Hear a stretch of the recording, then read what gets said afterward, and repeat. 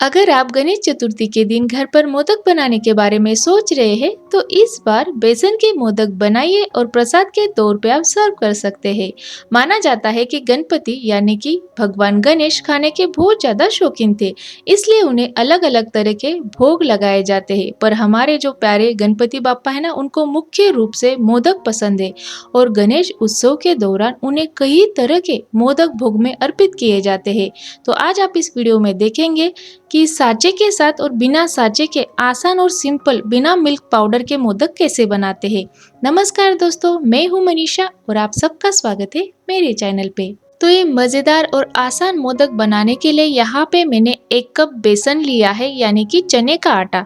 तो 1 कप बेसन को हमें धीमी आंच पे अच्छे से भून लेना है बिना घी डाले। तो शुरुआत में आपको बेसन को बिना घी डाले ही भूनना है 3-4 मिनट तक लो फ्लेम पे। तो 3-4 मिनट इसे मैंने भून लिया है। उसके बाद ही मैं इसके अंदर डालूंगी 1/4 कप घी। तो देखिए, शुरू में मैंने बेसन बिना घी डाले इसलिए भूना ताकि बेसन के अंदर का जो भी बचा कुचा मॉइस्ट है ना, वो सारा निकल जाए। तो ड्राई भूनने के बाद इसके अंदर मैं घी डाल के भूनूंगी। और एक रीजन ये है, अगर आप शुरू में सूखा बेसन भून लेते बिना घी डाले तो बाद में इसके अंदर घी बहुत ज्यादा नहीं डलता है, मतलब बहुत ही कम घी में मोदक बन के तैयार होते हैं। घी को हम बेसन के अंदर इस तरह से मिला देंगे। तो घी को बेसन के अंदर मिलाने के बाद अब मैं इसे लगातार चलाते हुए धीमी आंच पे 7-8 मिनट तक अच्छे से भून लूंगी, इसके अंदर से घी निकलने तक। तो यहाँ पे आप देख सकते 7-8 मिनट के बाद इसके अंदर से घी निकलना शुरू हो गया है। और आपको ध्यान में रखना है कि इसे आपको धीमी आंच पे ही भूनना है, तेज आंच पे नहीं तो मोदक खराब भी हो सकते हैं। तो यहाँ पे बेसन के अंदर से घी रिलीज होना शुरू हो गया है, इसका मतलब ये अच्छी तरह से भून के तैयार है। उसके बाद में इसके अंदर डाल रही हूँ आधा कप चीनी। आप चाहे तो चीनी की जगह पे पिसी हुई मिश्री भी इसके अंदर डाल सकते हैं। अब बारी आती है इसके अंदर केसर वाला दूध डालने की। तो 1 कप गरम दूध के अंदर मैंने 2 पिंच केसर डाल के रखा था आधे घंटे तक। तो इसका कलर देख सकते कितना बढ़िया केसर का कलर आ गया है। तो ये केसर वाला दूध हम डाल देंगे 1 कप ये सारे मिश्रण के अंदर। यहाँ पे केसर वाला दूध डालने के 2 रीजन है। एक तो इससे कलर बहुत बढ़िया आता है मोदक के ऊपर, और दूसरा ये है कि जो अब केसर डालने से है ना, मोदक का स्वाद दुगना हो जाता है। तो दूध को मैंने अच्छी तरह से मिला दिया है, पर अभी भी ये चिपचिपा है। तो इसे आपको लगातार लो फ्लेम पे भूनते जाना है जब तक कि ये कुछ हलवे के जैसे नहीं दिखने लगता है। यहाँ पे आप देख सकते हैं ये जो सारा बेसन का मिश्रण है ना, कढ़ाई को छोड़ने लगा है। तब तक आपको इसे अच्छे से पका लेना है। आप वीडियो को पूरा देखें, क्योंकि आगे आप देखेंगे कि हमने सिर्फ बेसन से मोदक नहीं बनाया है, इसके अंदर मैं गीले नारियल और गुड़ की स्टफिंग भी बना के भरने वाली हूँ। तो वीडियो बिना स्किप करे देखें। तो यहाँ पे देखिए बेसन ने कढ़ाई को छोड़ दिया है, कुछ इस तरह से दिखने लगा है, मतलब ग्लॉसी। जब बेसन इस तरह से दिखने लगे तो गैस को बंद कर दीजिए, क्योंकि यहाँ पे मिश्रण मोदक बनाने के लिए बिल्कुल तैयार है। इसे आपको बहुत ज्यादा नहीं पकाना है। जब ये हलवे के जैसे दिखने लगे ना, तब आपको गैस को बंद कर देना है और ये सारे मोदक के मिश्रण को प्लेट के अंदर निकाल लेना है। कढ़ाई में नहीं रखना है। अगर आप कढ़ाई में रख देते हैं, कढ़ाई गर्म रहती है, फिर ये सारा मिश्रण ओवर कुक हो जाता है, इसलिए प्लेट में निकाल लेंगे और साइड में ठंडा होने के लिए रख देंगे।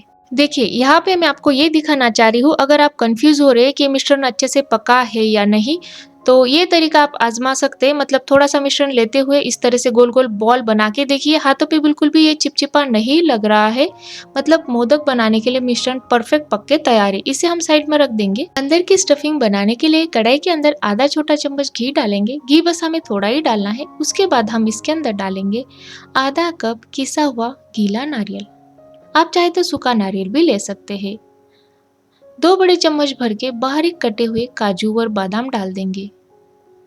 आप चाहे तो आपके मनपसंद ड्राई फ्रूट्स इसके अंदर मिला सकते हैं।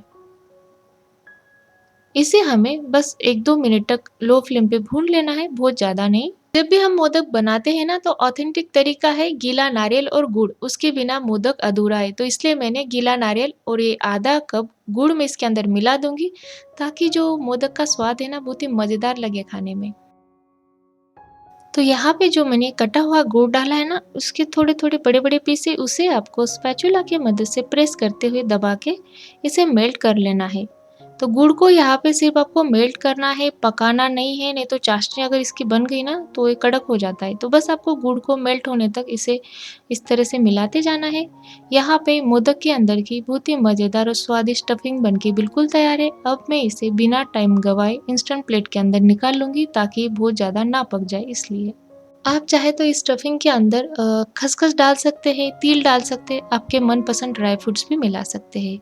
तो मोदक के अंदर की स्टफिंग भी बनके बिल्कुल तैयार है। तो बस कुछ ही मिनटों में यहाँ पे हमने बेसन भी भून लिया है और अंदर की स्टफिंग भी बना ली है, वो भी बिना मिल्क पाउडर और मावे के। तो ये जो स्टफिंग है ना हल्की यहाँ पे ठंडी हो गई, तो इस तरह से मैं बॉल बना लूँगी। अगर आप भी थोड़े से स्टफिंग की इस तरह से बॉल बना के रखते हैं ना तो मोदक बनाने में ज़्यादा समय नहीं लगता है, फटाफट बन के तैयार होते हैं साँचे की मदद से। अगर यहाँ पे आप सोच रहे अरे अब क्या करें, हमारे पास तो साँचा नहीं है, तो चिंता करने की कोई बात नहीं है, क्योंकि मैं आगे वीडियो में बिना साँचे की भी मोदक आपको बना के दिखाने वाली हूँ, तो वीडियो को पूरा देखें। तो साँचे के अंदर मैंने गार्निशिंग के लिए थोड़े से कटे हुए पिस्ता डाल दिए हैं। अब मैं इसके अंदर डालूंगी ये बेसन का मिश्रण। तो हल्का सा प्रेस करते हुए ये मोदक का मिश्रण हम इसके अंदर भर देंगे। दूसरे साइड में भी हम ये बेसन का मिश्रण डाल देंगे इस तरह से, ताकि जो पिस्ता हमने गार्निशिंग के लिए इसके अंदर डाले ना अच्छे से चिपक जाए बिना बिखरे। अभी आपको वीडियो ध्यान से देखना है कि मैं साँचा किस तरह से बंद कर रही हूँ और इसके अंदर स्टफिंग भर रही हूँ। तो साँचा बंद करने के बाद अब मैं अंगूठे की मदद से मतलब थम्स की मदद से इस तरह से प्रेस करते हुए इसके अंदर होल बना लूँगी, ताकि हम इसके अंदर स्टफिंग भर सके। मैं आशा करती हूँ कि आपको ये वीडियो समझ रहा है कि मैं इसके अंदर ये मिश्रण कैसा भर रही हूँ और बना रही हूँ, ठीक है। तो इसके बीचों बीच मैंने होल रखा है, क्योंकि अब बारी आती है इसके अंदर हमारी बहुत ही मज़ेदार फ्रेश गीले नारियल की और गुड़ की स्टफिंग भरने की। ये छोटा सा जो बॉल मैंने बना के रखा था ना इसके अंदर डाल देंगे और स्टफिंग को हमें ऊपर से कवर कर लेना है। तो इसलिए मैं क्या करूँगी, थोड़ा सा बेसन का मिश्रण लेते हुए इसके ऊपर रखते हुए इसको पूरा बंद कर दूंगी, अच्छे से कवर कर लूँगी इस तरह से।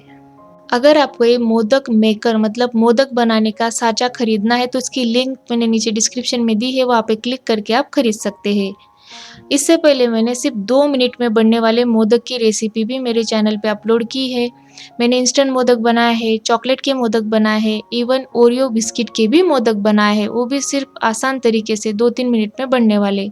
डिस्क्रिप्शन में आप मोदक रेसिपी की लिंक पे क्लिक करके वीडियो देख सकते हैं। तो अब मैं साँचे को डिमोल्ड कर रही हूँ।